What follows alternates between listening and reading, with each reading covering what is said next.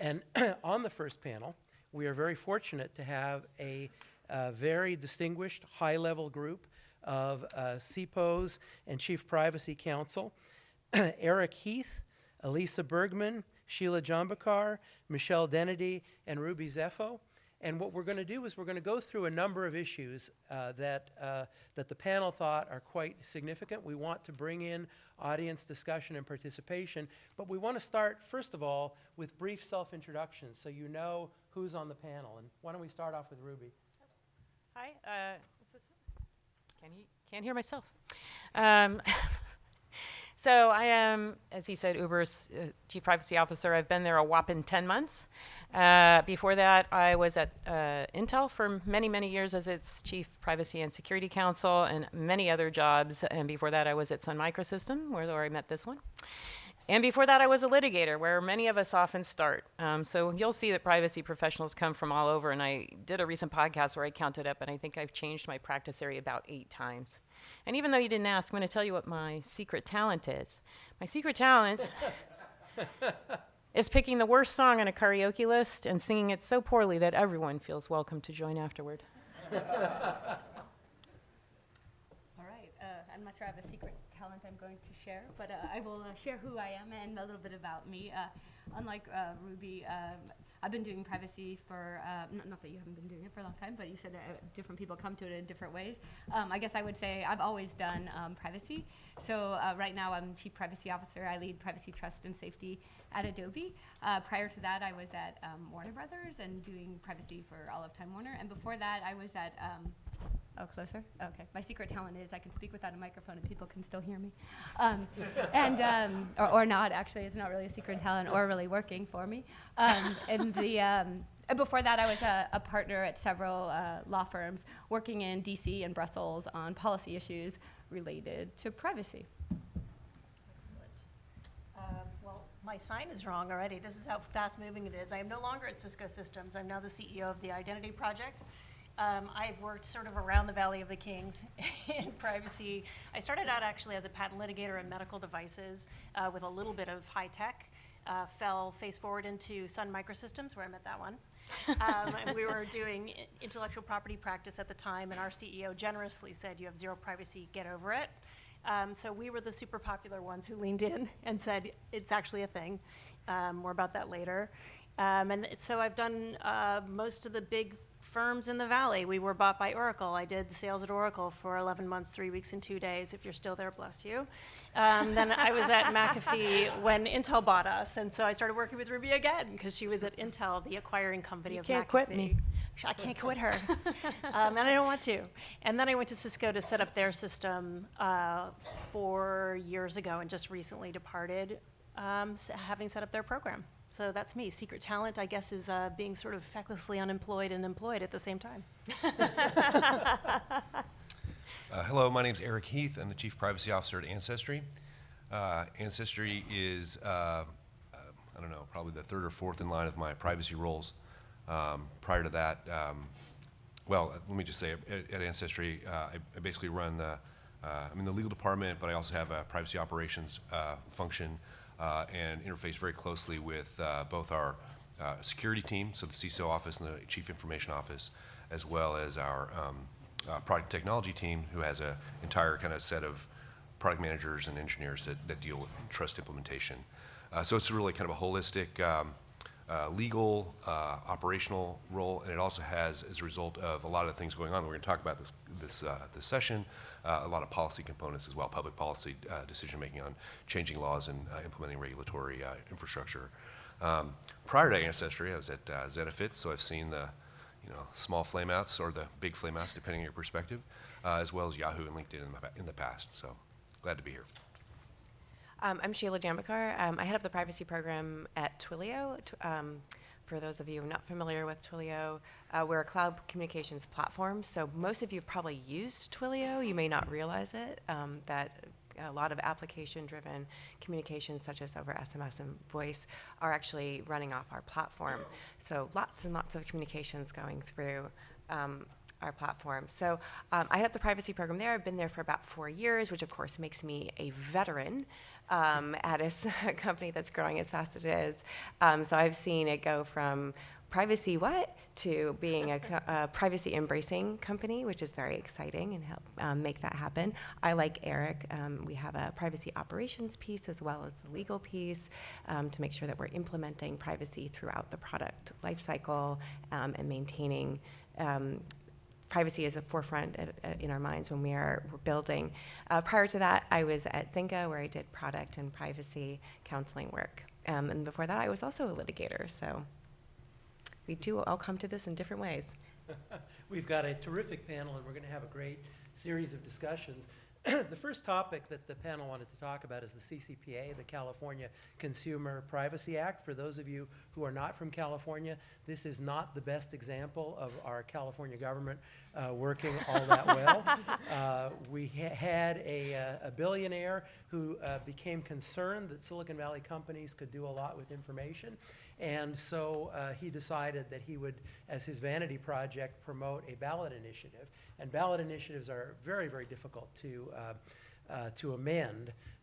And so once he got his question on the ballot, he reached a deal with the California legislature that if an adequate law would be enacted by June 30th, 2018, then he would withdraw his initiative. That was the deadline for withdrawal. So the legislature worked around the clock and enacted the first version of the CCPA, which Professor Eric Goldman said included over 100 errors. There's still a definition for a term not used. There are an array of interesting issues. It creates FTC-like power for the California Attorney General. There's supposed to be regulations. It screams out for federal preemption.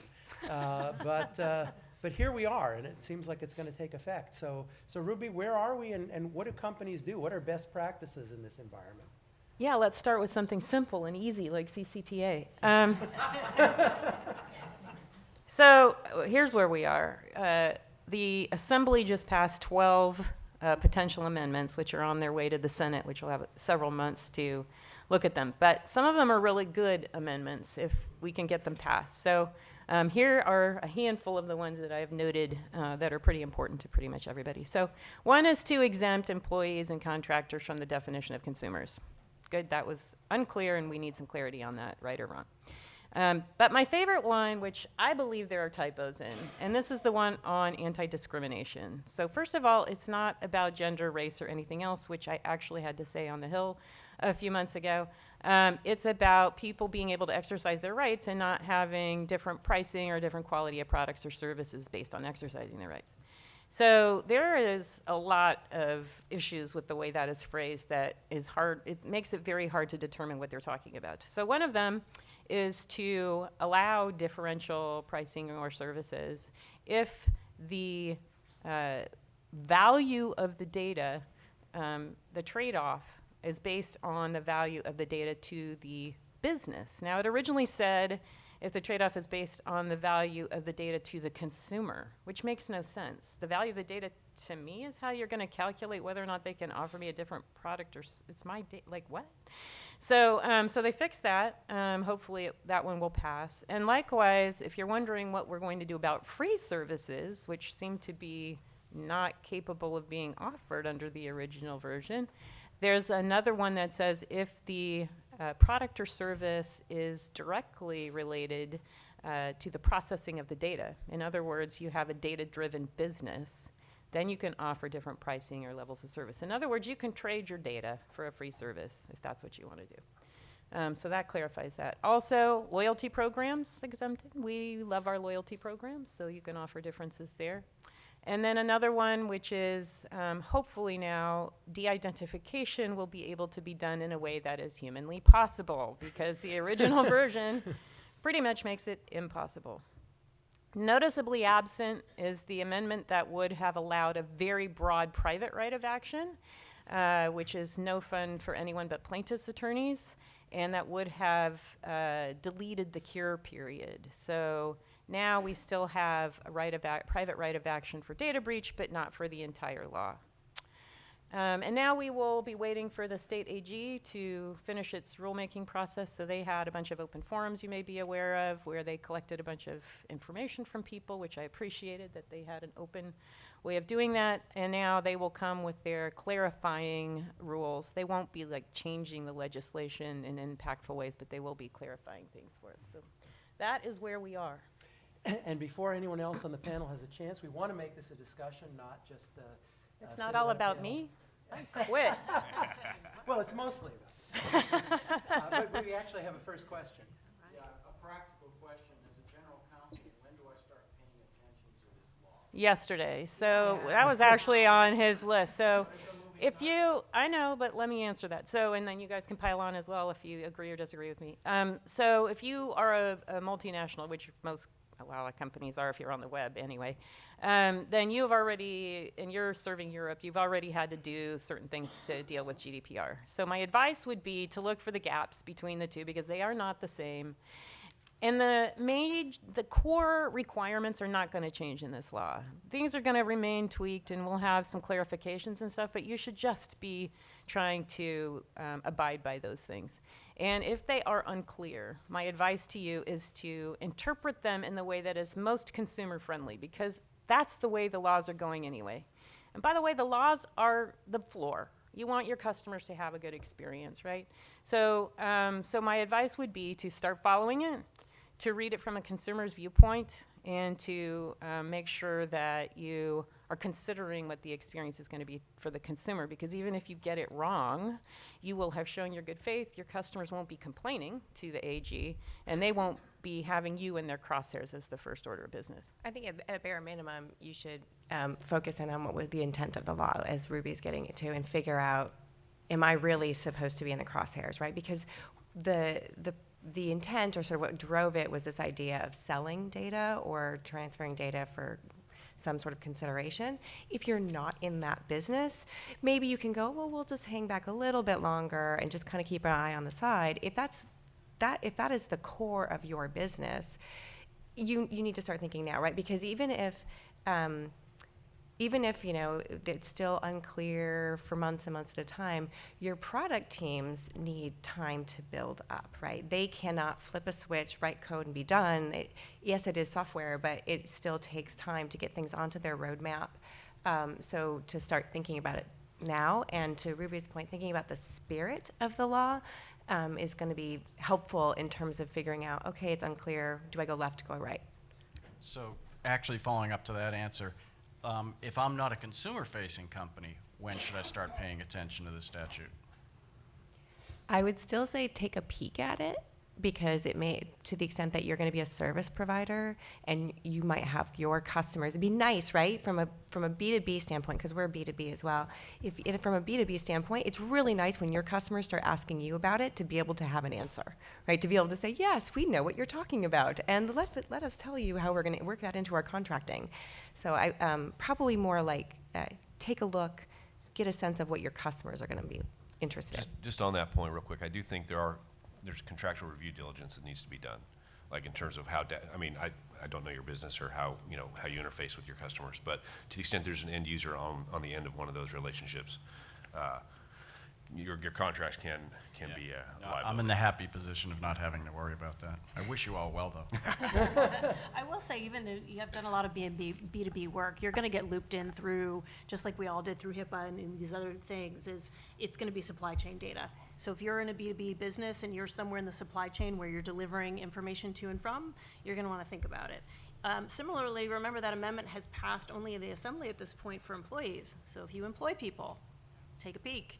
It's probably not in your front of your mind, but in any event, for any of these laws, and this will not be the end in California at all. There's all sorts of states wanting to get in on the game. Inventorying your data, regardless of the business that you're in. Making sure you understand who your suppliers are, what are your inputs, what are your outputs. Be very, very operational and think of data as any other core asset to building your business. And that's the way I would approach it. And if you're documenting it that way, you're planning it, you're financially planning for it that way, then you're going to be in much better shape regardless of how we're going to have to pick and move.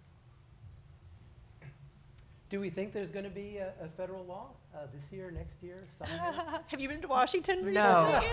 How about probably not? They can't seem to do much right now, right? But what's interesting is that they're finally talking privacy, and not just privacy, actually security dressed up as privacy. They're actually starting to use privacy words in Washington, which I think is really interesting. Things like transparency and control, as opposed to it all being about breach and security issues. But at least my very smart policy people in DC tell me, probably not this year. Yeah, they're not. They're all the minority people coming out with the bills that are the most interesting ones. There's a couple that are interesting coming down the pike, but I think, as Sheila said, I think it's interesting that we're talking privacy, and we're actually talking real components of practical privacy, and I think this will be at least talked about a lot on the campaign trail. So I don't see it happening under this administration, but you are seeing people in the Business Roundtable, my former CEO, Chuck Robbins, saying privacy is not only something for business, but it's a fundamental human right. You're hearing Tim Cook saying that.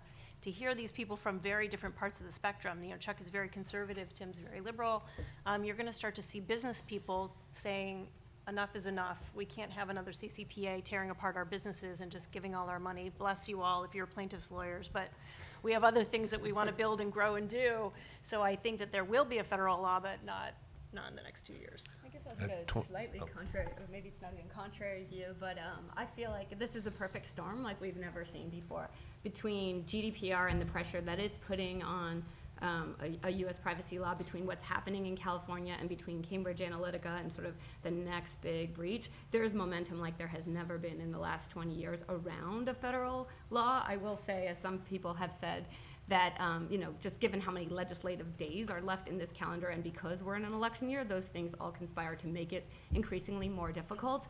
But as someone who follows these issues very, very closely, definitely very smart people are thinking about the issues. There's a lot of progress being made on it. If to the extent that, and we're already seeing it, although it didn't happen just as of yet in Washington, D.C., to the extent that there are more laws in the states, that also forces a federal law. Every time in the past, if you look back, the can-spam law at the federal level was as a result of a bad California law. There hasn't been a federal breach law because everybody has been able to live with all the breach notifications in the states. But I just think all of those put pressure, and Congress is very reactive, right? So if there's one other bad thing that happens, it could drive things in a whole other way. So I say stay tuned. I'm more optimistic than ever. Maybe not this year, depending on how you define this year, but I do think that we're seeing increased momentum and pressure, and where California goes, so goes the rest of the nation. So I think it'll be sooner rather than later. Sorry, Eric. Oh, no, I was just going to say, I think you have a patchwork quilt of state regulation until at least 2021. Yeah, I agree with that. I've been giving outlandish percentages of a chance of success that aren't true because I'm hopeful, but it's really not going to happen under this regime. That said, I mean, I agree with Elisa in the sense that if something really big happened, like earth-shatteringly bad, you know how the pendulum swings so quickly in this country when something really bad happens. But nobody wants that, right? I would rather live with the crappy laws we have now than something like that. But when it does happen, there are things that are serious holding it up. Preemption is one, but it doesn't work or help us without preemption. Another one is, where's the private right of action going to be? Again, I don't think it should be broad. It doesn't help. And then the last one, which I don't hear a lot of people talking about, but is near and dear to my heart, is what to do about public sector. GDPR includes the public sector in it, where CCPA does not. Why would you not want the protections of your data to follow it, no matter whose hands it's in?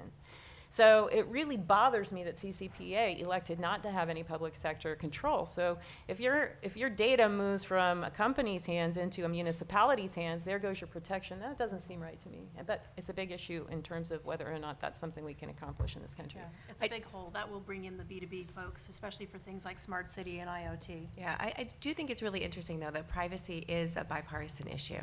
And there's people who are on both sides of the aisle who are for and against and have differing viewpoints. What I kind of love about that, it means I feel like you're actually getting people's real opinions and not just sort of party lines. So I've had some really interesting conversations with folks on both sides of the aisle around the privacy issues.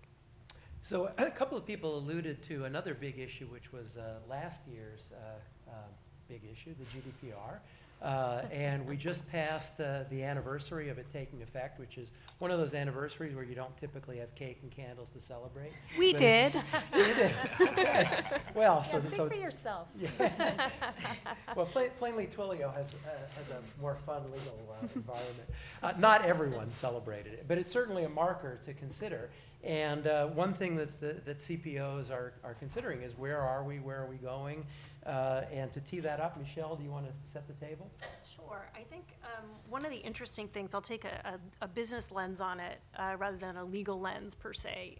We did a study when I was at Cisco of looking at the correlation between the preparedness, self-reported preparedness of GDPR companies worldwide to two different issues. One is what I call data friction. So when a customer comes in and says, I have a question about privacy or security, that's day 0, and we count the days until that issue is closed, whether or not the deal closes or not. That's one metric that I would use for success, because even in a B2B context, such as a Cisco or an Intel or a Sun Microsystems or Oracle, you still want to do business and you want to somehow correlate privacy efficacy, if you will. And then the other side, we measured how many breaches, and I'll say how many because anyone who's still reporting 0, you're so cute. You need to buy some more monitoring tools. Everyone has had some sort of an incident, whether it amounts to a breach or not. And we look at incidents and then number of records lost. And what we found was a very strong correlation. This was 2 years in a row. We did the study for 3 years. We've published it twice. The first year was on the cusp of GDPR. We were finding a 16-week lag in closing issues related to privacy and security. So that was an outlier number, and that more in Latin America than anywhere else. But here in the States, about 7.8 weeks it would take to close a deal in your legal departments typically is where things would get caught up on due diligence. Where we found the following year, after GDPR's anniversary passed, we found that number shrank to about 3 weeks for companies that were reporting that they were at least at a level 3 out of 5. So it's in a similar vein. If you said that you were at least moderately compliant with GDPR, whatever the heck that means, we were finding that you were probably getting at least 15% fewer reported incidents. And if you were having incidents, you were losing about 1/3 less records. So what we're finding is this very strong business correlation to this law that's being passed and actually helping companies reinvest in their efforts in understanding the data flow, understanding data as an asset, and understanding that this law is not just a compliance issue, in air quotes, it's actually related to doing real work. We have a question on deck. Does anyone have the mic? Oh, right there.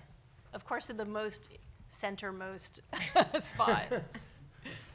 I want to pick up on that, which is, in the last 6 months or so, I've started to come across an objection from certain people in the industry that InfoSec and data protection are two separate disciplines and don't belong covered under one umbrella, which I think we've tended to do. And one of the reasons we tend to do it is because there's obviously data breach provisions built into GDPR, et cetera. So I wanted to get a sense from the panel about whether you think we should lump them together, whether we should bifurcate them, and also, for those of you who are in-house, operationally, how do you deal with what may be two disciplines if you agree that they're two disciplines? Yeah, I mean, I think that some of those objections come from the sort of old view that they are the same thing, and not recognizing that while they work together, they are not the same thing. So we have in our training, we do like a Venn diagram where we show like they overlap, yes, but they are not the same thing, right? So your InfoSec might be more focused on unauthorized access, whereas on the data protection side, we may be focused, in addition, also on who is authorized to have access and actually defining the rules around who's authorized to have access. They may be more focused also on a more broad set of types of data types. We're very focused on personal data. So I don't think that I would not encourage you to stay apart from them. You're going to be best buddies. I feel like with my CISO, I lock arms with him, and we're the Wonder Twins to get things done. But what I think some of that's coming, that sort of desire to say they're two different things or two different disciplines, is because there has been a tendency to sort of assume that security covers privacy as well, and that's sufficient, but they are different skill sets, and they are different sets of rules. They work together, but they're not the same thing. I suppose one follow-up question is, do you see that there's any tension between the two? Like, you're talking that you walk hand in hand, and in theory right now, okay, the goal is pretty similar, but there's going to be competition for budgets, and there might be competition for skill sets, and something that the CISO wants to do, the CPO won't want to do. Maybe I'm imagining the disaster, but are there collisions as well? I think it can happen. Yeah, I think there's certainly a budget issue. I think where the Venn diagram overlaps to a degree in any company is going to be, who writes the code, who implements the technical controls, whether those be internal access controls that are set based on policy rules set by a legal CPO, or whether those be security rules set by the CISO. And so the security team will tend to have more technical expertise, whereas the privacy team might have more policy kind of legal perspective. I do agree, like budget conflict can certainly exist. At my present company, at Ancestry, we've tried to kind of bifurcate the worlds. CISO goes up into the chief information officer, privacy goes up into the chief legal officer, and we collaborate very well because we touch the business in so many ways. We touch our consumers in so many ways. So we really have this kind of hub view of the wheel, like we can see everything that's kind of going on, and so we actually are really good at collaborating and building things that work both for internal processes as well as for our customers. And I think that the suspected or real conflict you're referring to is certainly possible, but it does really depend on a CISO CPO collaborative relationship. I think having that good relationship is super important for that reason. Yeah, I think, so the overarching answer, because we're at Stanford Law, is it depends. I went to law school too. It is a conflict. I mean, I think the relationship is everything to smooth over the conflict, but the reality is that security feels more present and exigent. They have the scarier stories, and they're saying, look at this is falling apart. Look at this patch that's not patched. Look at this tangible piece of thing I can buy. We are becoming more technical in the privacy community. So my privacy engineering team was extremely technical and understood the flow technology controls much better than the pen testers or the firewall folks on the security side. So you're starting to see the rise of more technical people on the data flow and data asset management side, but it's nascent. But I think it's hard when you get a role that is more strategic, which is really the privacy. I see us as the CFO for data. You're really thinking short-term, long-term investments in how are you banking on your brand and dealing with your data as something that is it's inherently either a growth asset to your business, or it's a growth inhibitor to your business if you get it wrong, or if you don't use it enough. There's on both sides of that kind of thing, but that's a strategy, and tactics are very easy to fall into for security. It's a rare security officer. I've worked with them. They're delightful when you hit upon them. But if you go to the RSA conference where there's 75,000 experts in security, a lot of them are very tactical. And so that's where you need to have this relationship and really figure out what is your overarching strategy going to be, and then execute against that with budget. Because once you get into the pitch and roll of quarter by quarter, you're going to lose in privacy land unless you have a very strong point of view that's bought into by your technical teams, whether they're calling themselves security, privacy engineering, or quality engineering, or even your audit teams. So I've set up a number of programs around the Valley, and it really depends on the personality of your company, what you're going to get away with. Some people are very interested in listening to what legal has to say. Others take it upon advisement, and they say, well, it's advice. And so it's not a requirement what my lawyer says, which is adorable and has gotten the Valley into really interesting scrapes over the years. Yeah, and actually, we can get back to the GDPR in a second, but it seems like we've really moved on to a different topic, which is what is the role of the CPO? I mean, should the CPO be on the board? What should a CPO do? Where do we want to dig in? I wrote a book about this, so I'll dive in first. So it's called the Privacy Engineers Manifesto, and there's a chapter in there talking about the various roles that a CPO can assume, and you can assume a strategic role, as I was just talking about. You can assume a very compliance-based role. You can assume a very technical role. I've known very successful folks who have been in the IT world and run things from more of a controls-based.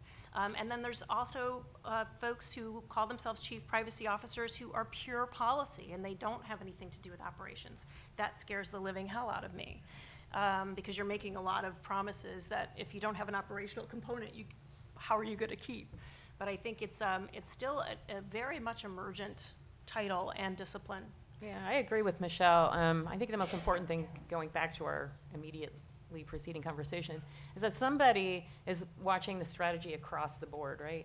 So I work really closely with our CISO all the time throughout his entire organization. We're like, practically two in a box. And we also have a set of privacy engineers under him, and I have operational people under me. And so it's very important that our roadmaps are matching, that our priorities are matching, that we understand the budget. I'm happy to throw some budget his way or vice versa if we need it, because our strategy is aligned. So however it plays out, and it can be in a lot of different ways, you got to make sure that that happens. And for me, I'm a lawyer. I like being a lawyer because it lets me do the lawyering along. I'm also a business person, and I can do the operational end, and so it's kind of a twofer for someone like me. And I'm also trotted out for policy reasons from our policy team. So it's helpful to have a background that enables you to do more than one thing if you're going to have somebody at this level helping with the overall strategy. Yeah, I'll just say, I think my experience is quite similar. That's why I haven't added in, because it was so well articulated by others on the panel. But just to add, I agree with what Michelle said about sort of the privacy lead being the CFO for data. Just as an example, at our company, and looking at it through both a policy and strategic lens, we aligned our vision around privacy around the company's broader vision. So at Adobe, for example, we say that people don't buy products, they want experiences. So we created something called experiential privacy, which was making privacy a positive part of the experience and figuring out how to do customer journey mapping, putting the user at the center of everything, and really having privacy be a business driver. And that also informs what we're doing on the strategy side too. So building on other comments that Sheila and Eric made, we look at privacy and data like the whole life cycle. Security, you need to keep it secure the whole way around, but we're the whole life cycle from collection of the data all the way to destruction of the data and unlocking the power of it to create digital transformations and really great experiences. We have a notion, a lot of people say that data is the new oil. We have a thought that trust is the new currency. And so we're really thinking about privacy and trust being two sides of the very same coin. And so really driving strategy, driving policy, being really, to your point, CFO for data. Yeah, I would just say +1. Yes, I think deciding what is the business's vision around privacy, what is its perspective, and help drive that through the business. It's not just, there's definitely an operational aspect. I think we all wear different hats. We do policy work sometimes, we do operations work, we're working with the business teams. But given today's world, actually part of what I feel is my role is to lobby within the company as well, to lobby for that privacy is important. Privacy is something we need to be thinking about. We need to be thinking about it throughout the software development lifecycle. We need to be thinking about throughout the process life cycles. It's something that everybody needs to be aware of, and so I become sort of the super champion within the company as well. So and making sure people don't forget. Hey, we need to think about the personal data here. Oh, that's personal data. And it always warms my heart when I run across engineers saying, oh, but there's personal data in there, so we need to be careful. I'm like, oh, I've done my job. Well, just one last add-on and also a +1 to all that. I do think what we've all been talking about is critical, and it's all the function of the CPO. On being the internal advocate, like, let's be honest, this is actually really, really hard because it's basically sand in the machine, or it's perceived as sand in the machine. I don't think it is, but that is the business's perspective. Anything that slows down development, implementing controls in software development lifecycle can be cumbersome. If you have attrition and the person who did that is no longer there, it is very difficult to build that program to the point where it is smoothly running. I just don't want to ignore the challenges that are inherent in the function. Just on that point, something I know Eric and I were talking about just before the panel, and it goes to the point that Michelle made about privacy engineering. One of the things I think was most challenging, at least for my team in the run-up to GDPR, was really operationalizing privacy. And we wrote an article that was sort of our cathartic journey, which was privacy principles are from Venus and engineering rules are from Mars. And it was really this notion, which is great, right, that privacy principles are broad-brushed and they can be interpreted, and as lawyers we love to live in the gray and we can interpret it and kind of fine-tune it as the way we see it. But engineers, and you can speak better than I can to this, but really want like time-bound, actionable, specific requirements. And when we look at a law like a CCPA, which I would call changing the tires on a car while it's moving, it's really hard to lock your engineering roadmaps. And so one of the things that we've done throughout the company in being an internal champion is take principles and help translate those into engineering requirements that we can drive through to actually operationalize that. So that's really been like sort of a newish job, I guess I would say, for our team. That's really been exciting. We've everybody leans in, right? So there's everyone can speak to each other from whether you're from Mars or from Venus, and we translate the requirements. And so I think that's been the exciting development in privacy as well.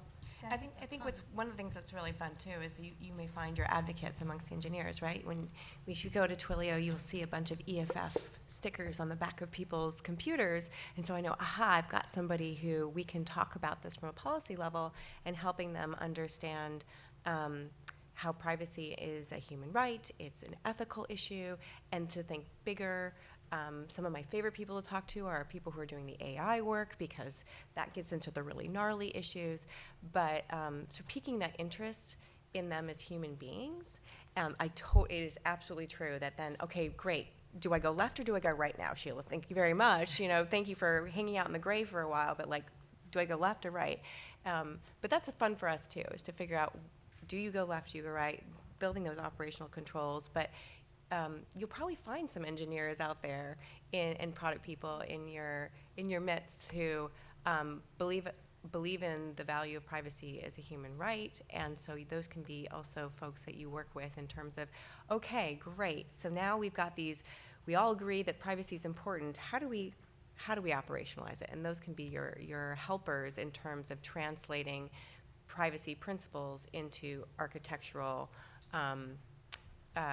requirements. And one of my architects that I work with really closely on GDPR, I wrote sort of like, here's what we need to do for GDPR, and then he wrote GDPR for engineers. And there was an internal manual that had lots of things that I didn't really understand, but was the translation of certain things that we wanted into very specific for our environment. It must be in this way, and you enter the code that way, and use this service and that service, and really helped break it down. So that was me finding that champion within the company to help me do that translation. Can I bring it back to GDPR for a minute? Yes. I want to pile on to something kind of Michelle said and now Sheila, and the shade you were throwing on its birthday. No offense intended. GDPR is a principle-based framework. And I like the fact they focused more on the what versus the how, because we don't want technical mandates. We don't want people telling us exactly how to do things, which would be quickly outdated anyway. And so for people who are fearful that GDPR might play a role in a federal law, I say fear not, because you can tweak GDPR in ways that are very American. You can decide that you want to be able to delete your data, but you don't want the right to be forgotten because of our strong First Amendment rights. You may decide we should have more opt-outs versus opt-ins, things like that. So I just wanted to make a little plug to have a very principle-based framework like that, and it would be nice if we didn't have an entirely different one here in the U.S. than we have in the EU. Here, here. Yeah, great. I want to pick up on one thing that we didn't address in our last round of Ian's question, which is the board. Because I think we've started to do that translation with the engineers, and I think it's so fun because it's a whole new language for us to learn. I think that we haven't cracked the board yet. And I say we comprehensively, not to say anything about my prior or future employers, but we're giving the board busyness metrics. Have we filled out these forms? How many incidents have we had? And if I'm sitting on the board and I'm looking strategically across, is this a good investment or not, particularly for publicly held? And for privates, is this a company that should be acquired and at what multiple? Who cares how many forms you filled out, what is the Well, resultant. GDPR cares. I mean, They do, but that's not the right. There's a lot that's of not the process you mi- have to- That's not the right metric, though. So where are you on the scale of GDPR? Strategic.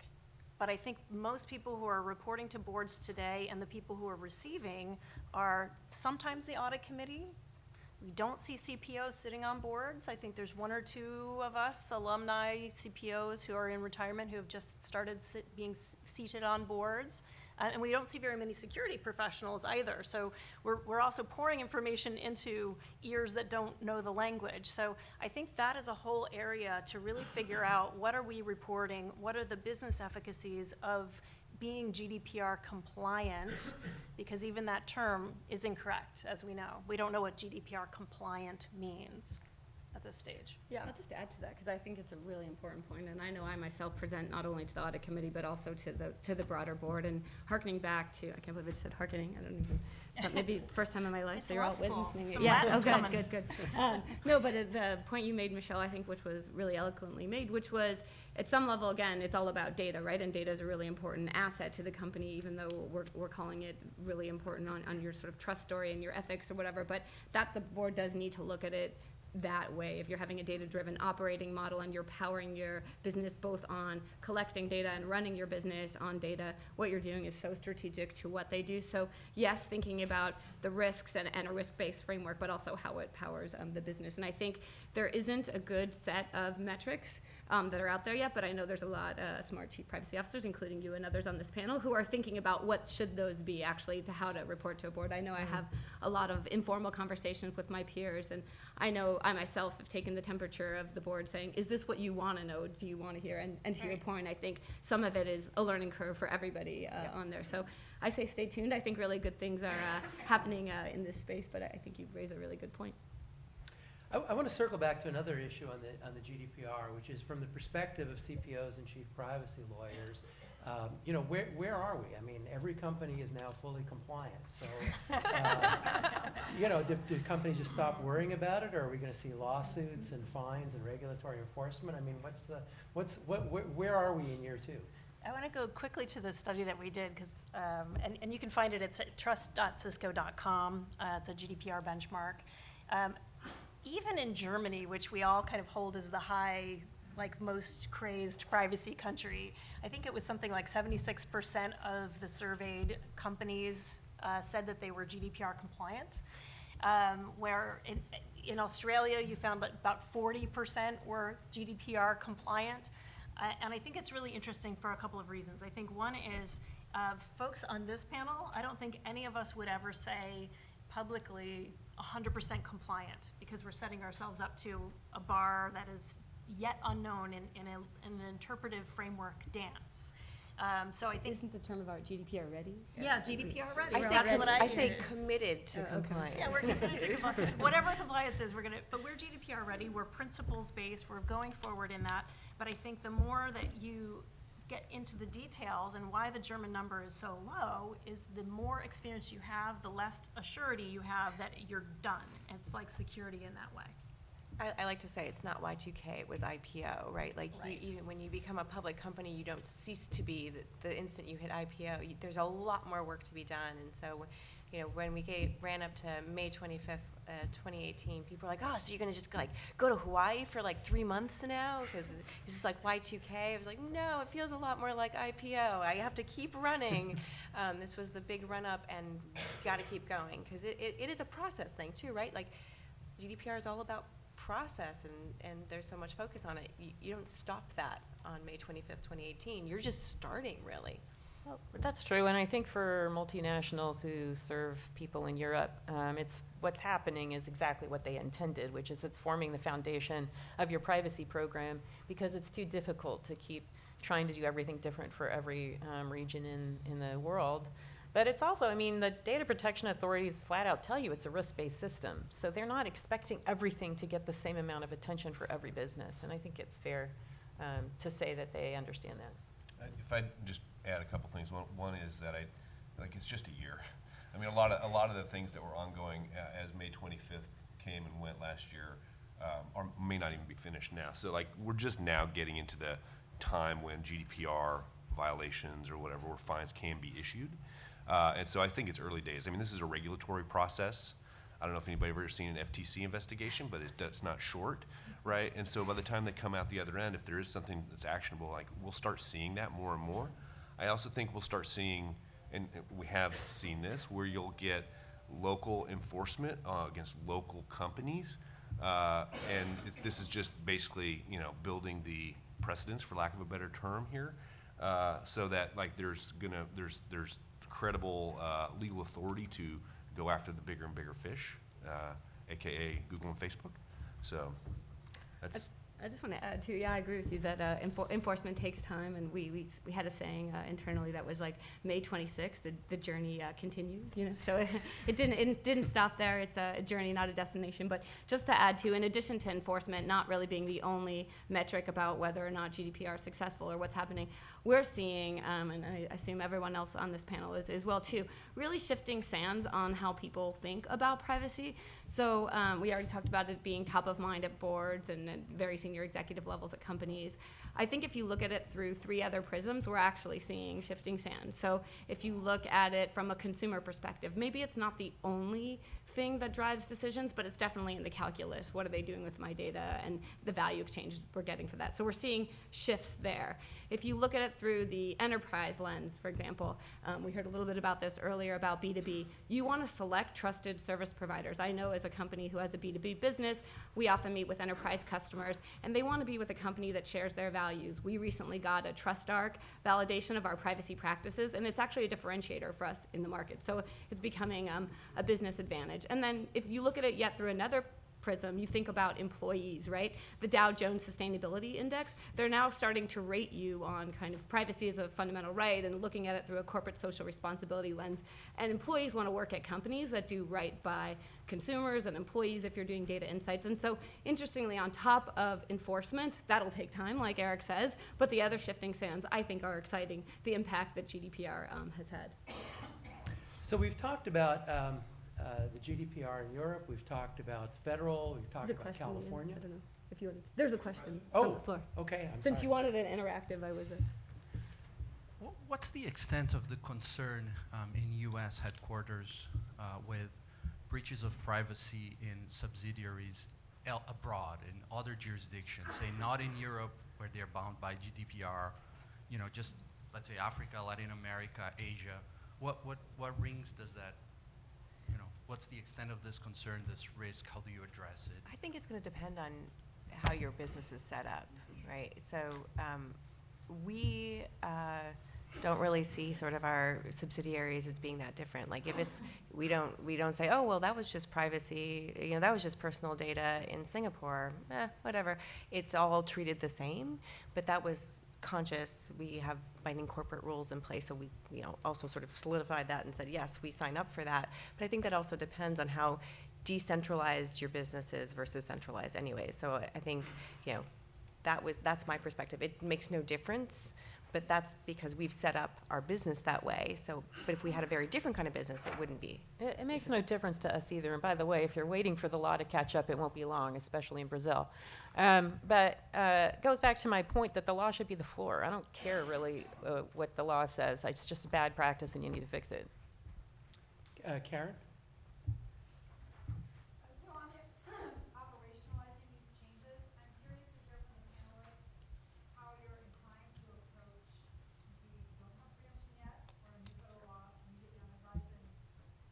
How do you tend to, how are you inclined to approach this CCPA in terms of a California-specific approach to your website and data management versus universalizing everything? So we did like a gap analysis just to get a sense of like, we did a whole bunch of work for GDPR and then we're like, okay, where's the difference? So there'll probably be a tweak here, a tweak there.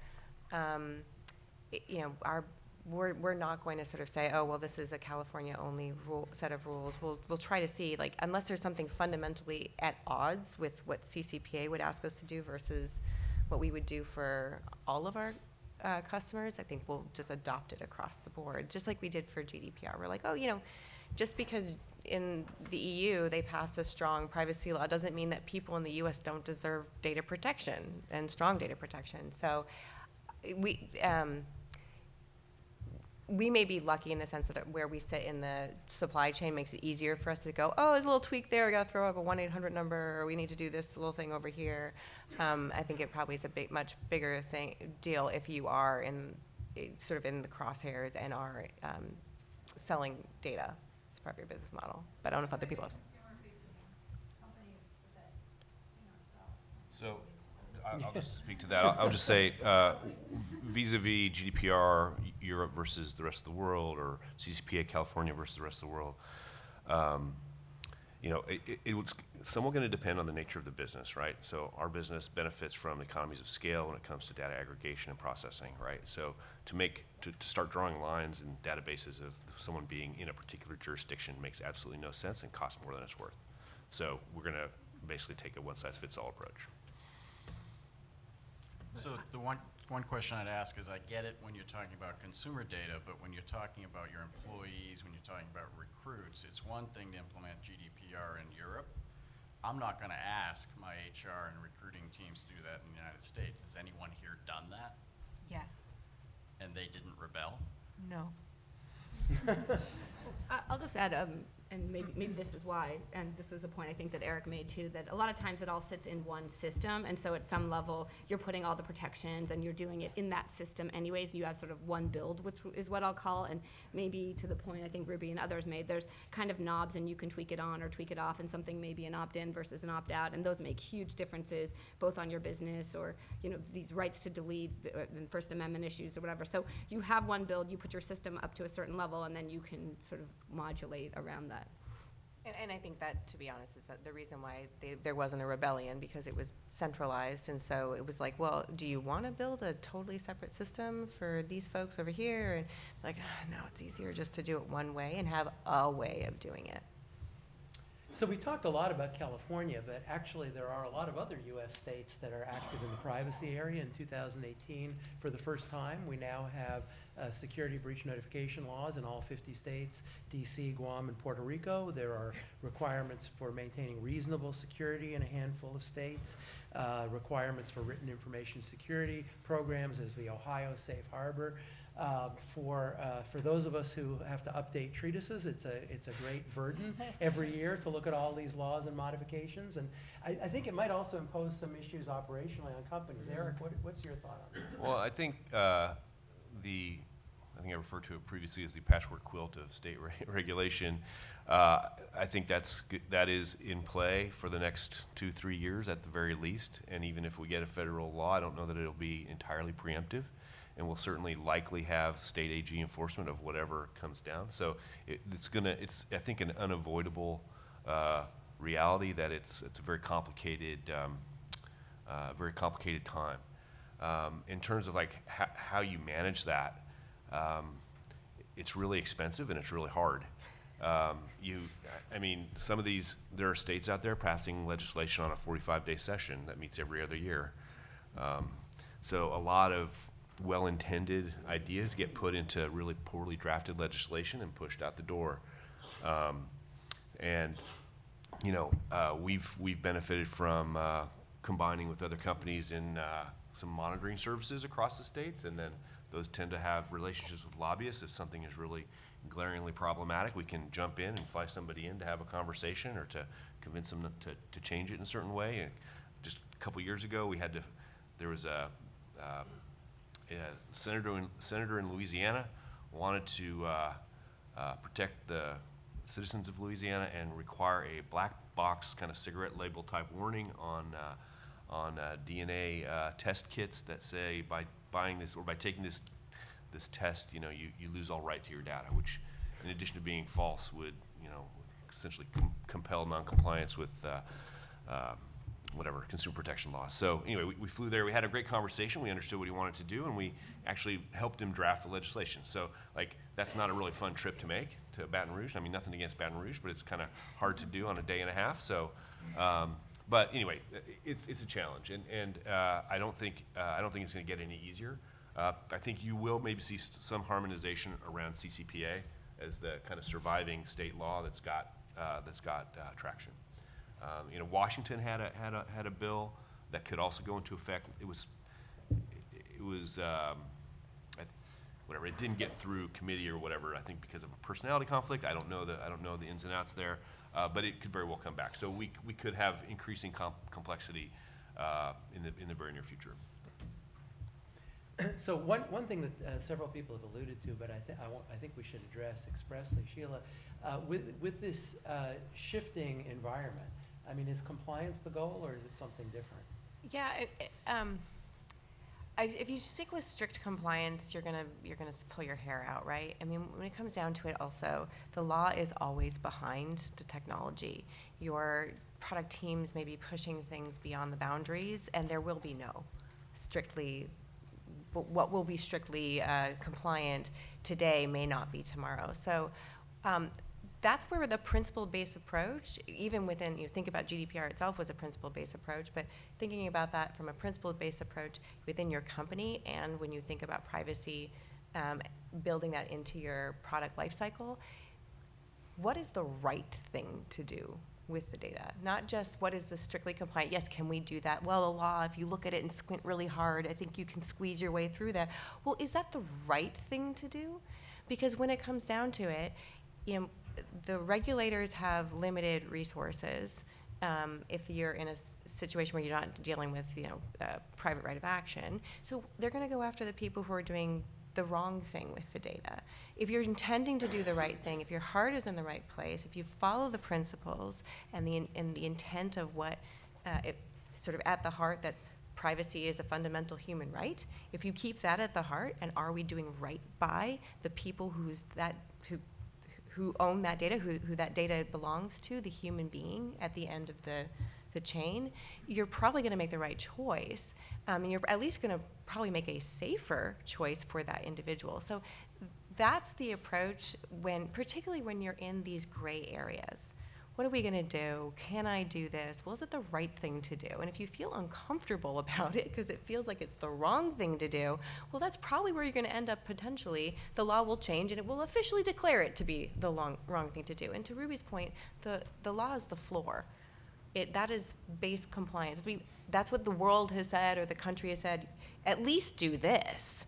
But if you want to really do the right thing, it may not be the floor. And that's where that smooths over some of that complexity, because the upside of privacy law, at least, has been generally the principles stay the same, right? It's the OECD principles. They said slightly different, a tweak here, a tweak there, but the underlying concepts are largely the same the world over.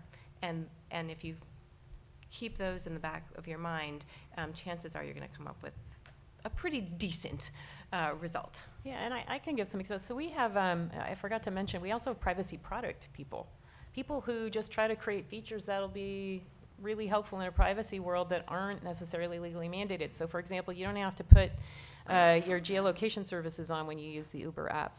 And we obfuscate your drop-off point from the driver. He needs to see generally where you're dropped off to compare his billings, but he doesn't need to know the exact address. You have in-app chat. None of those things are legally required, but we offer them because we know people like them, and it helps with the stickiness, and we work in a competitive market. So moving beyond the law to issues that are of concern, Elisa, can you address machine learning and what privacy lawyers should be concerned about? We got a question. Oh, okay. Actually, can you not address machine learning? Hold on. Are you sure? All right. Sure. Happy to talk about AI machine learning, which is a super exciting space. I guess we're all going to be house cats to machines, or is that what they say? No, but legally speaking, I think it's a really challenging area. So if you just take some of these principles or some concepts, for example, just from GDPR, the requirement for data minimization, right? Not collecting more data than necessary. And if you think about that from doing AI machine learning in a really great way, you need data at scale. So how do you reconcile those issues? Or issues like profiling in Europe, if it's fully automated, that actually triggers different requirements, and at some level you need human intervention. But then recently we see a lot of headlines for humans are looking at what your data is doing as opposed to just machines, and that is scary to folks, and do you need to disclose that or be transparent about that, and does that help people or harm people? So sort of different policies there. Another issue to think about, just on both sides of the Atlantic and frankly globally, is sensitive data types, right? The different definitions of biometric data. In the US, there may not be a vector on whether it's used for identification, but some of the biometric data is determined in Europe about whether it's used for identification. And the requirements around that are challenging. You may need different levels of permission and consent, and so that's different. And then another issue that's getting a lot of attention to is, and engineers think about, you can keep me honest on this too, but I keep about the sort of the black box, right? And this notion of the right to explanation, which really goes to the heart of the ethics issues. But the data that goes in, at some level, it is sort of a black box. So how do you explain that to users? And so we're seeing all of these challenges. We want to be innovative. We know it's the next big S curve, and really it portends to really change how everything is happening, but at the same time, how do you apply these very meaningful and complicated principles, both intellectually and operationally? So we've covered really a wide array. Okay, good. All right. That actually relates directly to. Oh, good. I was channeling my inner you too. Because it seems to me it's a specific example of what strikes me as a more general problem, right? Which is, I think the idea of principles, of kind of sort of general approaches seems great, but it assumes that the regulators are acting in good faith and have a similar conception of the way the world works to the companies. And I'm not at all sure that that is true in Europe or of the GDPR in general. And I think one specific example of where we might have this fundamental disconnect is AI. And it might well be, for instance, that the European regulators' conception of how we apply privacy principles to AI is something that is just inconsistent with using AI in lots of circumstances. And so that's an area where I think kind of general principles, particularly when coupled with large percentages of your revenue as a fine, right, might actually drive people to be too protective, too worried, or the regulators to have kind of too much rein. Well, I think that I had a conversation about AI with the regulators because we had a sticky issue, and it depends on which regulator and which country, and that becomes almost more challenging, right? You get countries like Estonia that are very forward-leaning and very tech-savvy, and then you have, the federated states of Germany, where depending on which state you're in, you might be dealing with it. There is definitely an understanding gap, which I do think is a concern. And even within Europe, talking to like the Office of Innovation at the UK, they're freaking out too about like, are we somehow kneecapping ourselves in AI? So the conversations are happening even within the governments. Yeah, and I think the other thing that's really critical is, and that lawyers are uniquely skilled at, getting down to the definition. No one is using AI. Can we just say this together? No one is using AI. We have not passed the Turing test yet, people. We are using machine learning, we're using deep learning, we're using different techniques on different levels of combinations of data. The more you as an attorney really lay out, think about yourself as an intellectual property lawyer. What is the prior art? What are you claiming ownership over? What do you want to leverage as this ephemeral piece of property? If you get very, very thin and you say, I want to use machine learning simply to sniff the API of systems that I did a privacy impact assessment on last year, and I want a compilation of, does the verbal assertion of the engineer match what the API says? That is a gorgeous piece of machine learning, and the artificial intelligence of it, if you will, can be an aggregation of compliance and come up with a compliance score. If instead you are putting some sort of a crawler on to try to get some sort of sentiment data off of a multi-layered, Hadoop-based, dual processed environment to try to figure out a person's personality and then deliver differential pricing, you're kind of screwed. That's a technical term that I learned in law school. That's a legal term. That's a legal term. It's in Black's Law Dictionary. It's in Black's Law Dictionary. So I think that's the thing that makes me really want to drink in the morning, other than many things, actually. Just one more. I'm not going to one more lie. thing. He knows. I've drunk with him before. is the lack of definitional clarity. So when we are talking about technology in any jurisdiction, it's true. If you're in Estonia, if you are in the Nordics, you're going to come up with a lot of very sophisticated privacy engineers. If you're in Catalan, you're going to have a different conversation. You probably won't understand it even if you took Spanish. Having that clarity of what is the mathematical principle behind your assertion is going to get you so much further than just coming in with this sort of defensive posture of, I promise I'm being ethical. This would probably be a good place to stop, but I do want to ask the panel if anyone has any other final thoughts. I have one just because I keep saying it over and over, and I have temporary tattoo paper at home that I can put in my printer, and I'm going to start printing these out and bringing them to conferences. But it's going to say privacy is not dead. It's just the undead. It's gonna, you can keep trying to kill it if you're making a buck off of data, but it's just going to keep rising again in some other form. It's a sexy zombie. Yeah. It's a sexy zombie, Winter is coming. just like me in the Winter is here. So on that thought, we're going to move across the way to 4 different breakout sessions. But please join me in thanking what was really a fabulous panel.